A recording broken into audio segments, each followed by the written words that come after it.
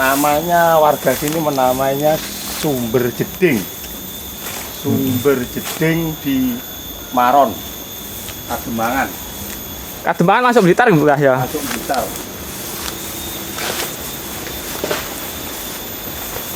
Mungkin di sini ada jejak-jejak kekunoan. Mari kita selidiki. Nah ini lihat pohonnya sangat besar. Tanahnya lapang.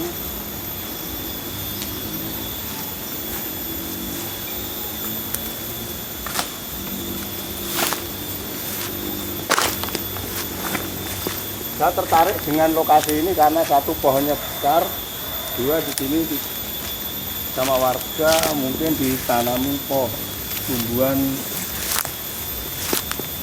lancuran ini kalau nggak salah. Lancuran itu apa? Ini lancuran ini, karena ini lancuran ini, sejenis lancuran ini. Pohon lancuran untuk ya itu untuk buat kembar mayang, kembang setaman, dan sawur untuk orang meninggal itu loh. Oh iya. Nah, ini sumbernya Timaan.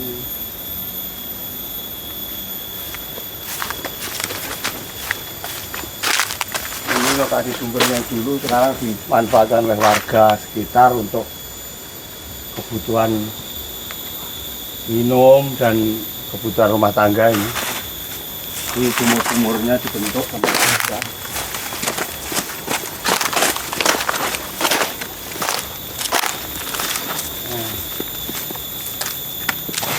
Ya, di sini ditemukan kekunoan. Salah satunya ini batu yang dilubangi semacam lumpang, nggak tahu ini apa, dan ini nggak tahu batu apa ini. Ini kekunoan. Saya sudah bolong atau jebol. Ini pasti peninggalan masa kuno ini yang jelas ini. Tapi kayak arca-arca atau enggak ada ya kelihatan Mbah ya? Ya mungkin dulu pastinya ada karena ini kan sumber. Oh. Biasanya ada, cuma ya mungkin sekarang sudah termakan usia, waktu, zaman sudah berubah, mungkin sudah hilang atau gimana, terhanyut. Tadi ada bata-bata kuno juga. Ya di sini ada bata kuno turun di sungai ini sungai kecil. Nah ini reruntuhan bata kunonya ini. Reruntuhan bata kunonya berbentuk ini, nggak tahu ini lagi ini kunoan lagi ini yang masih utuh kelihatan ini alam. Coba ini. Nah ini tuh lebar kurang Lebih 20 cm tadi ya. 20 cm. Ini Untuk panjangnya panjangnya 35 cm. Ketebalan 6 cm dan sampai 7 cm ini. perkiraan peninggalan Ya kalau lihat ini mungkin peninggalan era Majapahit nih mungkin. Ini masih unik. utuh itu. Unik ini. Jadi saya tanya warga, katanya batu bata ini untuk talut atau untuk membuat ampingan lubang dari sumber. Mungkin sudah usianya ratusan tahun, akhirnya longsor, akhirnya tergeletak di sana kemari ini. Yang jelas sumber ini sangat bermanfaat untuk warga. Intinya gitu.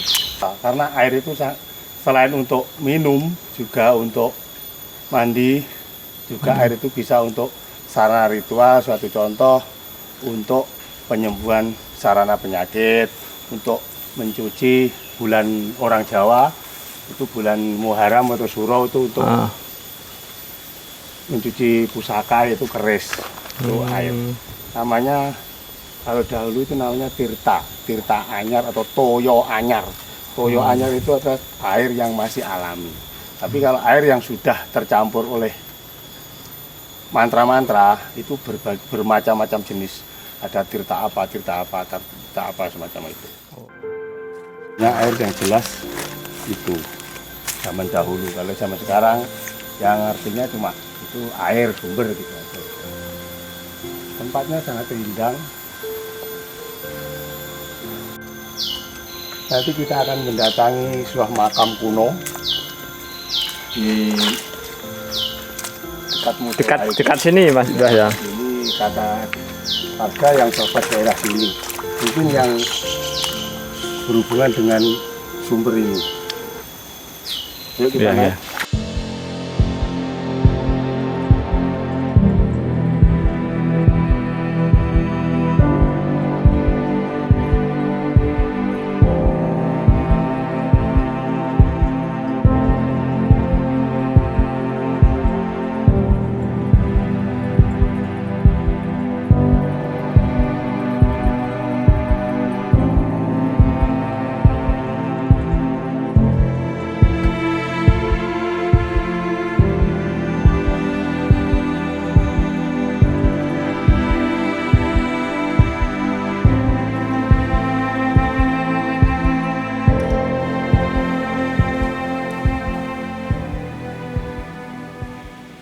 Ini sekitar tahun 2016 saya sudah datang ke sini. Dulu namanya ini sebuah cerita warga, ini dulu sebuah punden petilasan yang berbentuk makam. Pada tahun 2016 saya pernah ke sini dan baru dibangun. Dulu namanya ini Mas. Dulu namanya ini Syekh Rahmatullah.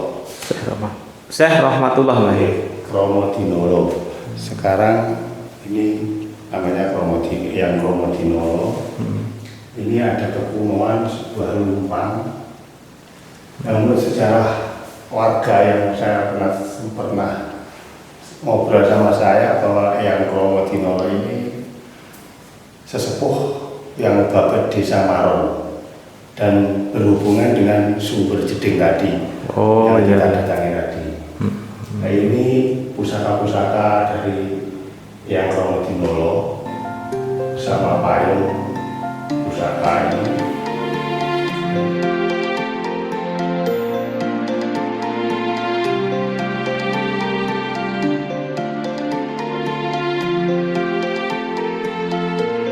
Perkiraan tahun berapa Mbah? Ini? Kalau untuk tahun saya nggak tahu, cuma kemungkinan ya eranya abad 19 ya, masa peperangan Pangeran Diponegoro itu berontakan. Karena menurut sejarah pada masa pemberontakan Pangeran Diponegoro, waktu Pangeran Diponegoro sudah tertangkap Belanda, itu anak buahnya pada lari ke timur, menyebar sendiri, akhirnya masuk alas Gung Liwang-Liwung. Di sana bersama teman-temannya beberapa desa.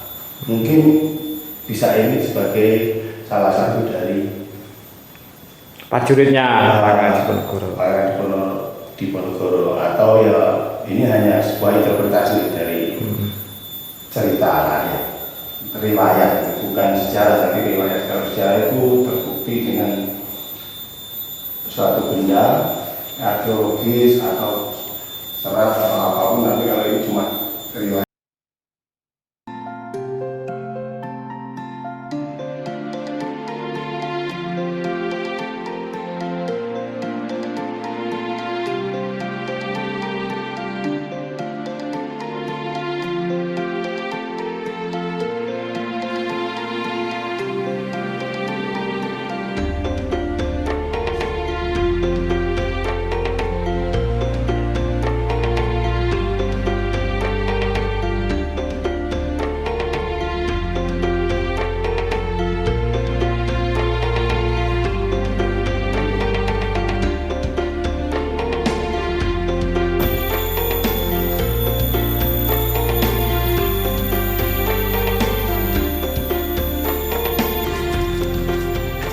Niki napa Mbah?